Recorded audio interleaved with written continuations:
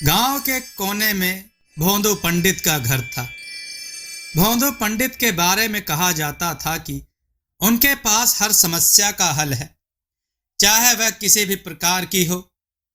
भोंदू की बातें अक्सर लोगों को हंसी में डुबो देती थी, लेकिन वे खुद को बहुत ज्ञानी और चतुर समझते थे। गांव के लोग भी उनकी हरकतों से परिचित थे, लेकिन भोंदू अपनी धुन में ही मस्त रहते। एक दिन गांव में एक साधु बाबा आए। वे बहुत तेजस्वी लग रहे थे और उनके आने से गांव के लोग एकत्रित हो गए। सभी लोग साधु बाबा का आशीर्वाद लेने लगे और उनके पास अपनी समस्या भी बताने लगे।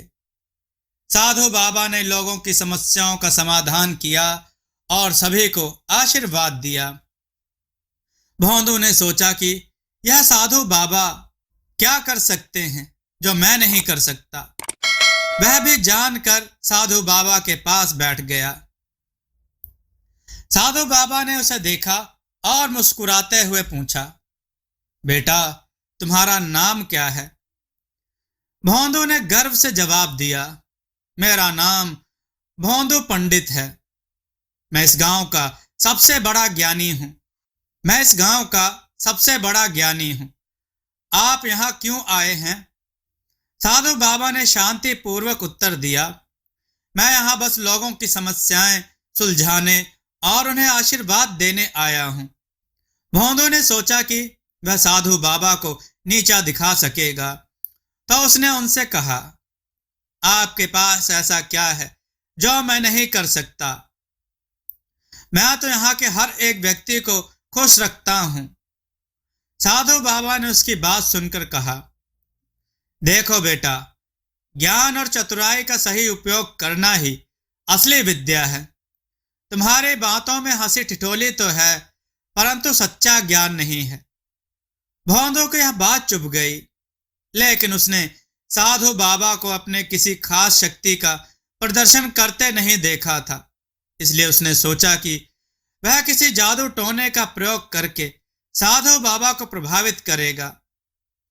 अगले दिन साधु बाबा गांव छोड़कर जाने लगे तो उन्होंने अपने पास एक जादुई बैल छोड़ दिया। उन्होंने गांव वालों को बताया कि यह बैल गांव की रक्षा करेगा और हर जरूरतमंद की मदद करेगा। साधु बाबा के जाने के बाद भोंदू के मन में बैल को लेकर उत्सुकता जाग उठी। उसने सोचा, यह साधु बाबा का बैल तो बड़ा ही विचित्र लगता है। मुझे इस बैल का रहस्य समझना चाहिए। रात को जब गांव वाले सो रहे थे, भोंदू चुपके से बैल के पास गया। उसने बैल को देखा और कुछ मंत्र बोलकर उसे मंत्रमुग्ध करने की कोशिश की, लेकिन बैल ने उसकी तरफ देखा और भोंदू के चारों ओर चमक उठी। भोंदू डर गया और बैल से दूर हट गया। बैल ने उसकी तरफ गहरी नजरों से देखा और भोंदू को एक अजीब से ताकत का आभास हुआ। भोंदू अगले दिन गांव वालों के कहने लगा कि उसने बैल को समझ लिया है और वह अब इस बैल से सभी को फायदा पहुंचाएगा। गांव वाले भोंदू की बातों से भ्रमित हो गए और उन्होंने उनकी बातों पर विश्वास कर लिया। भोंदू ने बैल को अपने कब्जे में रखने की घोषणा कर दी और कहा कि अब से यह बैल उसकी बात मानेगा और उसकी शक्ति को सबके सामने प्रकट करेगा।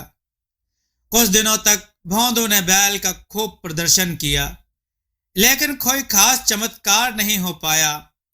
वह केवल गांव वालों को यह दिखाने की कोशिश करता कि बैल उसके कहने पर उसकी बात मानता है। धीरे धीरे गांव वाले समझने लगे कि भोंदू बस दिखावा कर रहा है। एक दिन गांव में अकाल पड़ा। फसलें सूखने लगी और लोग परेशान हो गए। गांव के बुजुर्गों ने कहा कि साधु बाबा का बैल जरूर कोई उपाय बताएगा। भोंदू से लोगों ने आग्रह किया कि वह बैल से कुछ उपाय पूछे। भोंदू ने सोचा कि अब उसके पास कुछ न कुछ करके दिखाने का ही समय है, नहीं तो उसकी चालाकी पकड़ी जाएगी। भोंदू ने बैल के पास जाकर उसे मनाने की कोशिश की, लेकिन बैल की नजरें शांत और स्थिर थी। जैसे ही भोंदू ने बैल के सर पर हाथ रखा, बैल ने अपनी आंखों से एक चमक छोड़ी और भोंदू को एक दिव्य दृश्य दिखा। भोंदू उस दृश्य को देखकर हैरान रह गया। उस दृश्य में एक हरी भरी जगह दिखाई दी जहां पानी का स्रोत बह रहा था। बैल ने जैसे ही भोंदू को यह संकेत दिया, भोंदू को समझ में आ गया कि उसे क्या करना है। वह दौड़ते हुए गांव वालों के पास पहुंचा और उन्हें बताया कि गांव के किनारे एक गुप्त जल स्रोत है। गांव वाले उसके साथ उस जगह पर गए और वहां उन्हें सच में एक जल स्रोत मिल गया। गांव के लोग प्रसन्न हो गए और भोंदू की तारीफ करने लगे। भोंदू ने इसे अपनी जीत मान ली और वह खुद को गांव का सबसे बड़ा ज्ञानी बताने लगा। लेकिन बैल जानता था कि असली ज्ञान का प्रदर्शन तभी होता है जब उसे सही दिशा में लगाया जाए। एक दिन एक और कठिन समय आया जब गांव में किसी बुरी बीमारी का प्रकोप फैल गया। लोग फिर से भोंदू के पास पहुंचे और उनसे बैल से पूछकर बीमारी का हल निकालने की विनती की। भोंदू बैल के पास गया और उससे मिन्नतें करने लगा कि वह गांव को बचा ले। इस बार बैल ने भोंदू को एक और संकेत दिया। भोंदू ने देखा कि बैल उसे किसी जंगल की ओर ले जा रहा है। वहां पहुंचने के बाद बैल ने उसे कुछ जड़ी बूटियों की ओर इशारा किया। भोंदू ने उन्हें पहचान लिया और उन जड़ी बूटियों को गांव लाया। उन जड़ी बूटियों से तैयार औषधि से गांव के लोग ठीक हो गए। अब भोंदू का मान गांव में और बढ़ गया। लेकिन इस बार उसने महसूस किया कि असली शक्ति बैल में थी, ना कि उसके ज्ञान में। कुछ समय बाद साधु बाबा फिर से गांव में लौट आए। उन्होंने देखा कि भोंदू ने जादुई बैल की शक्ति को पहचान लिया था और उसका सही तरीके से उपयोग किया। साधु बाबा ने भोंदू को अपने पास बुलाया और कहा, अब तुम्हें समझ आ गया होगा कि असली ज्ञान और शक्ति का उपयोग दूसरों के कल्याण के लिए करना चाहिए। भोंदू ने साधु बाबा से अपनी गलतियों के लिए माफी मांगी और कहा, मुझे अब समझ में आ गया है कि दिखावा और चालाकी से काम नहीं चलता। सच्चा ज्ञान वही है जो दूसरों की भलाई में काम आए। साधु बाबा ने प्रसन्न होकर उसे आशीर्वाद दिया और गांव में रहने के लिए कुछ और ज्ञान की बातें बताईं। भोंदू ने अब साधु बाबा की शिक्षाओं को गहराई से समझा और उसी दिन से वह गांव का सच्चा पंडित बन गया।